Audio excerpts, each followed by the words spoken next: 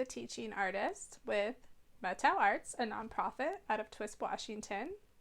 Today we are going to learn how to do a simple landscape drawing featuring foreground, middle ground, and background. There'll be options along the way, so in just a moment we'll go over the materials that you might want and then we will get started.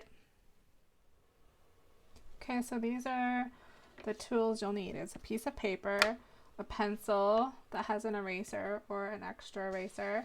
If you want to add color, I would recommend you use crayons or watercolors or pastels, color pencils, any of that will work. And if you're going to do that, probably grab a permanent marker as well.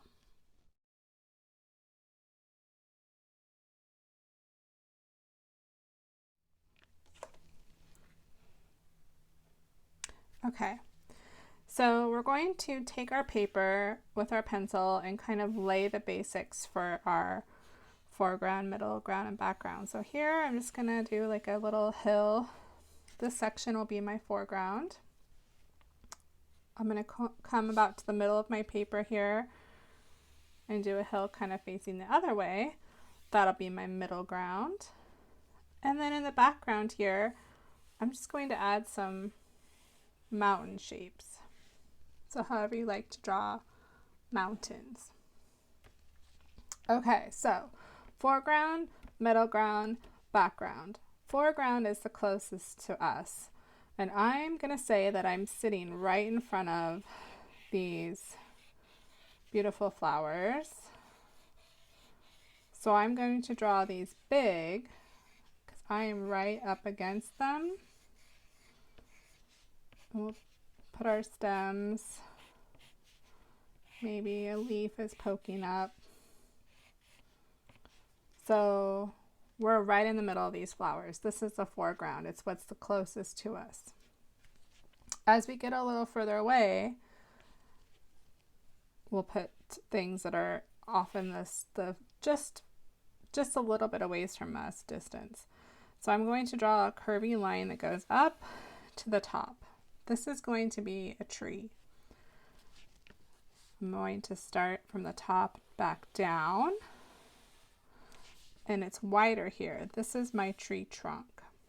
I'm going to draw a tree that's in my middle ground. And we're going to add a couple branches. Branches Y off, like the letter Y. Do you see that Y shape there? And they're always thicker by the trunk and skinnier as they go off.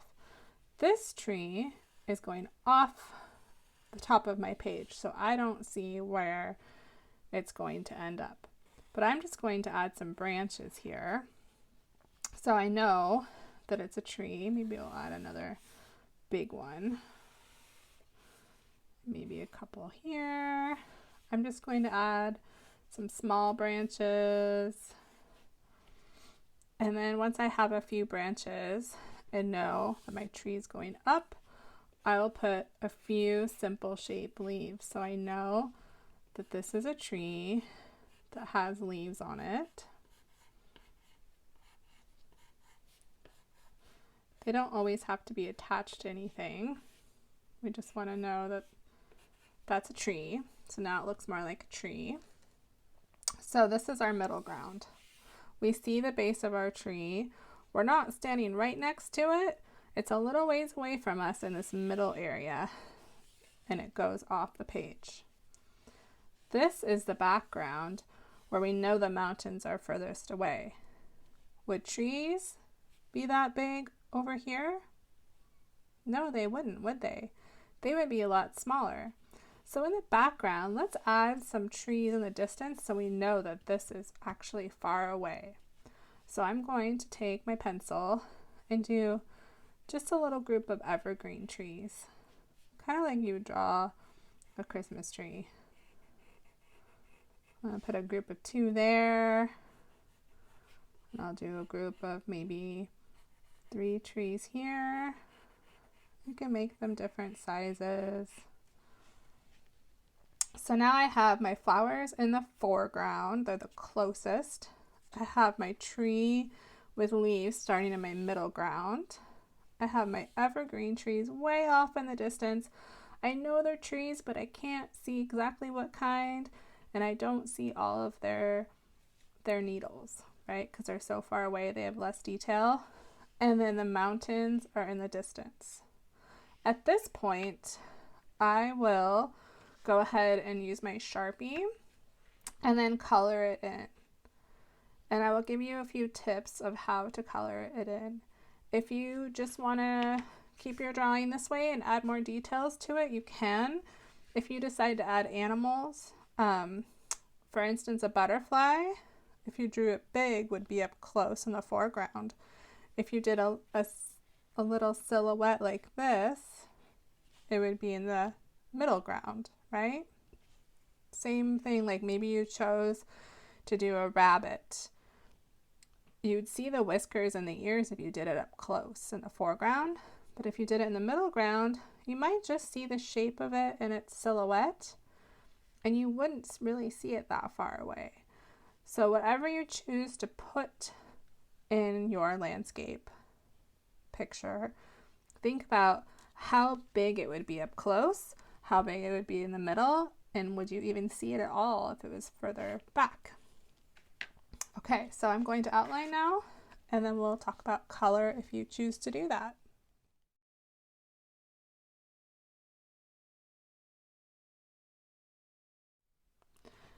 Okay, so I have my lines outlined, and I used an eraser to get rid of any pencil lines I didn't want.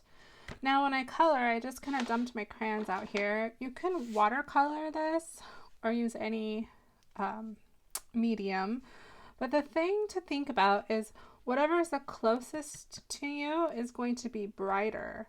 Whatever the furthest away from you is going to be a little bit more muted or not as bright because it's further away. So if I were going to choose colors for this, I would do really bright colors in the foreground. So of course my flowers would be bright, right? My butterfly that's in the middle ground, I am going to do not as bright, because even though it might be a bright butterfly, if it's further away from me, I won't see the brightness of it. I'll just barely tell what hint of color it will be. And then the same for this grass. Do you think that the grass closest to me will be brighter? Yeah, so I'm going to use different colors of green for my grass. So I'm going to color this in, and feel free to pause. In a moment, I'm going to skip ahead to show you what I mean by choosing different greens here. So these are the greens that came in my crayon pack here. Let's see. So I'm going to choose a brighter one for the foreground, and a little darker one for the middle ground, and maybe even a darker value for my trees. So keep working on your foreground, and I will go ahead and keep working on mine, and then we'll magically skip forward and you can see the difference.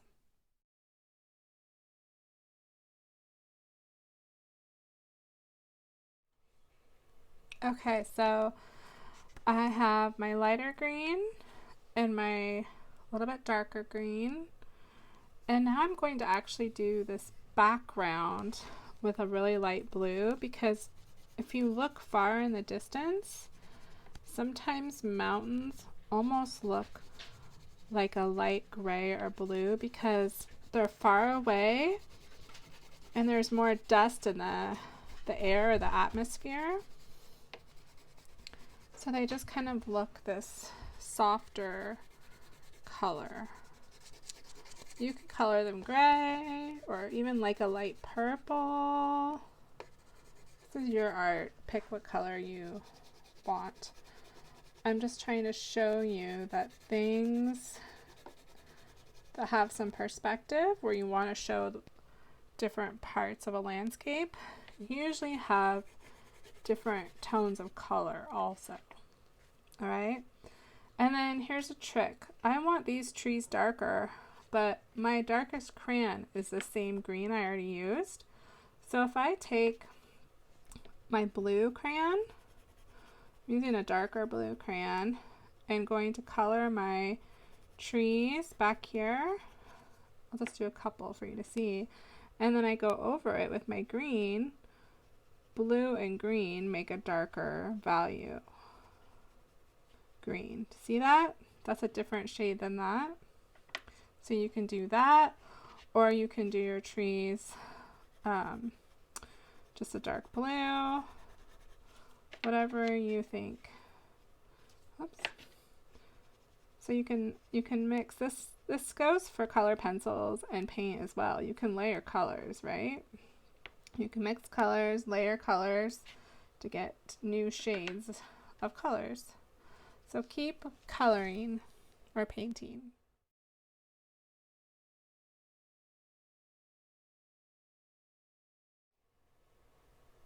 Okay, so here's my final landscape picture where I have my foreground. We'll put foreground here. And my middle ground, which is this layer. And my background, which is this layer. So as you're starting to draw more complicated things, you can get a lot more detailed than this picture, but it gives you a great understanding of what's in the front, what's in the middle, what's in the back, what size will it be, and how should I color it in. I hope you learned something from this lesson and you have fun creating art. Thank you so much.